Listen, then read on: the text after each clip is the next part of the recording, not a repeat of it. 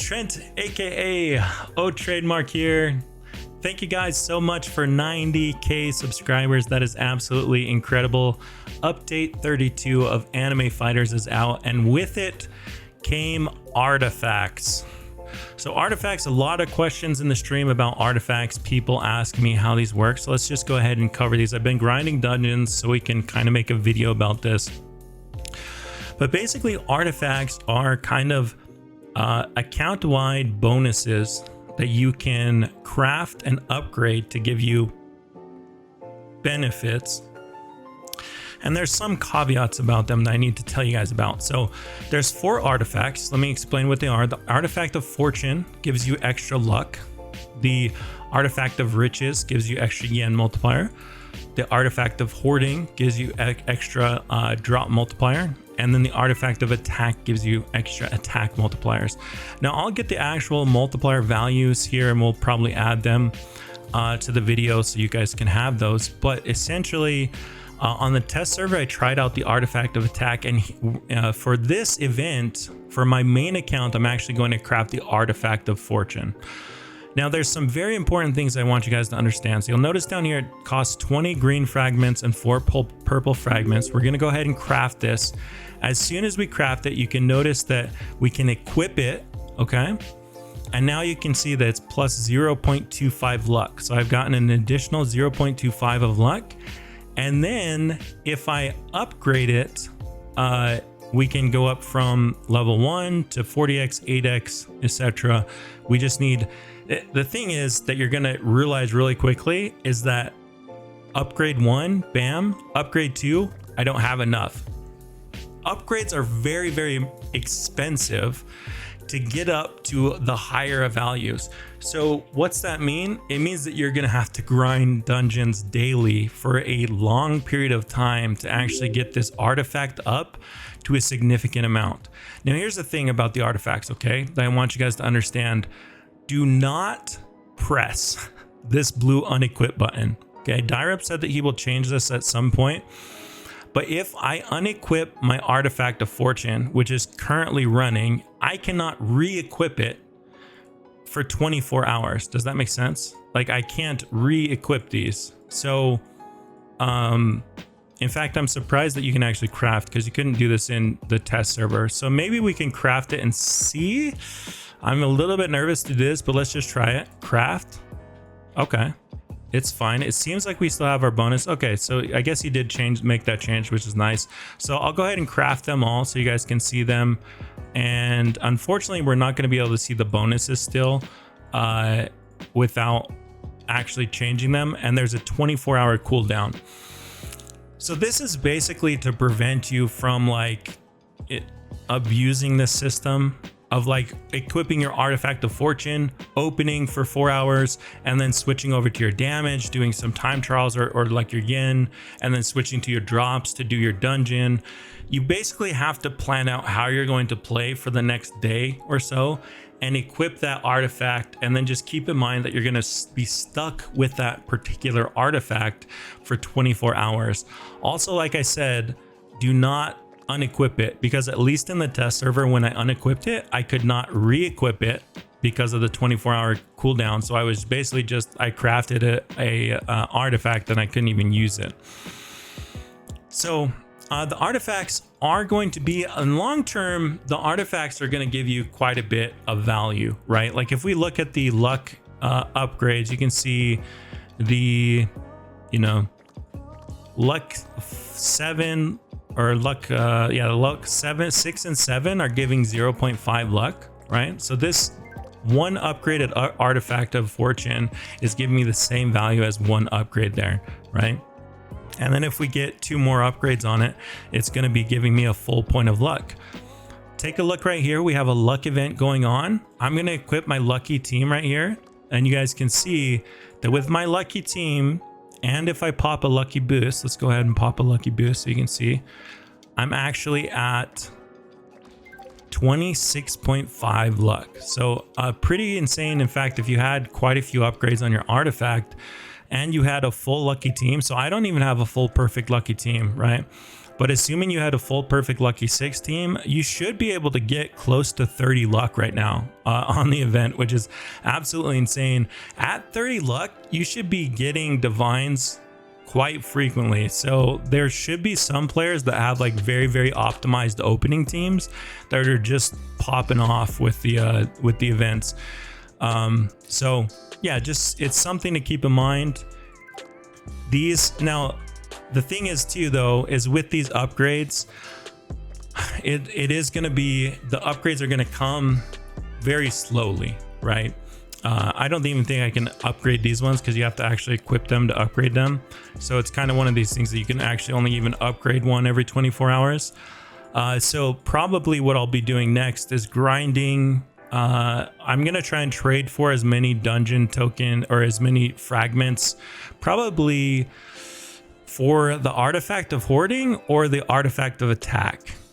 Okay, because the next weekend's event is probably going to be damage. And then usually it's damage yen, but I'm going to try and convince everyone to vote for drops as the second event. I think damage will still win top, but I want to convince people that depending on how drops actually works, drops might be a really good option. Depending on if it's multiplicative, if it's additive, how it actually works, I'm not sure.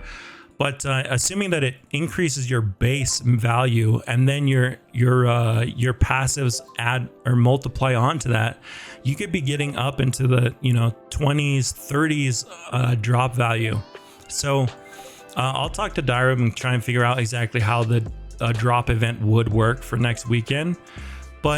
And that's also going to kind of determine my choices for which artifact I upgrade next. But luckily, they actually kind of all take their own individual fragment resource. So it's probably not that big of a deal. Like luck uses primarily green and then a little bit of purple. I didn't really see what the other ones were using. I probably should have checked that out before I crafted them all.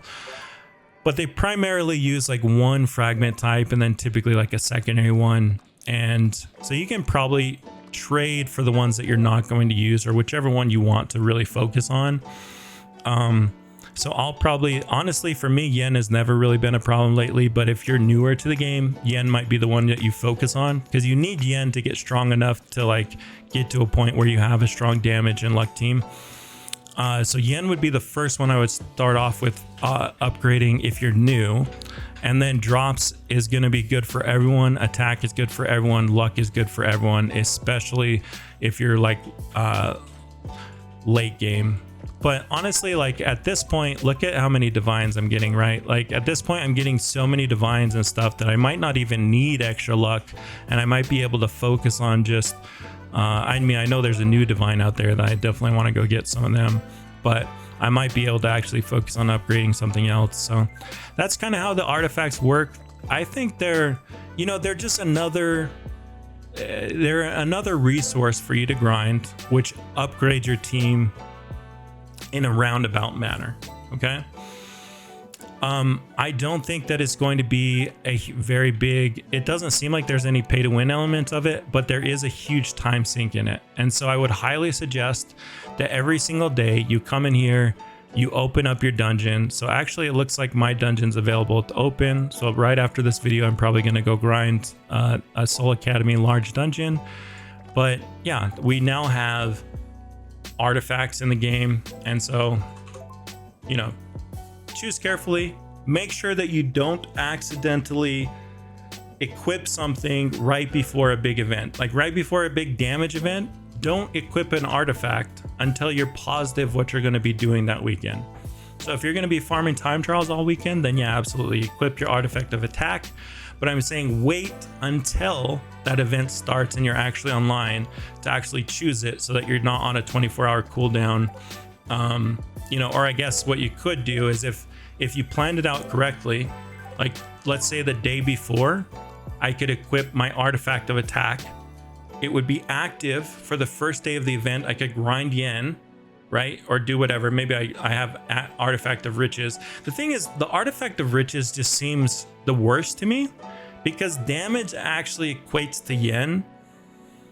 So even though it's a damage, even if it was a yen event, I still would probably equip artifact of attack, because I think it's going to equate to more yen earned with higher damage. I'm not positive on that, like what the exact gains are from each to each, but my point is, if let's say I don't have enough multi-open tokens and I know a drop event is coming, I could equip my artifact of hoarding a day prior to the event. I could farm the first day of the event doing drops and then switch it over to, let's say, damage on the second day and benefit that, right? Or I could even just do like 4 or 5 hours of however long I wanted to do of drops and then switch it over. But anyways, not too complex of a little update as far as the artifacts are concerned, but it is something that you're definitely, the biggest thing to take from this is that you're going to want to be doing your dungeons every single day. And as I said in the live stream, make sure that you're careful with who you're trading. Don't try and trade for people opening this dungeon. A lot of people are going to scam you. The only way that I can see, I can't even see a way in which you could safely do this, because if you join someone's private, or someone joins you in their private server and they give you the stuff first, or sorry, you give them the stuff first, they could just leave. If they open first, you know, someone could just kick you. So there's really not a safe way. I'm gonna have to talk to Dyrob about maybe he can make activated tokens. That might be a solution, is where you can turn a dungeon token, you can sacrifice your daily dungeon and turn it into like some activated token to where it doesn't matter what the cooldown is. That's actually an idea maybe I'll take to him, because then you could trade it safely. An activated token would be like it be open and with no cooldown on it.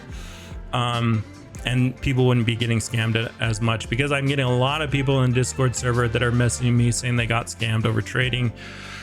For now, I would not trade anyone that says they're going to open a dungeon for you, or you know, says that they will basically, if you open the dungeon for them, they'll give you something. Either of those scenarios, you could easily get scammed.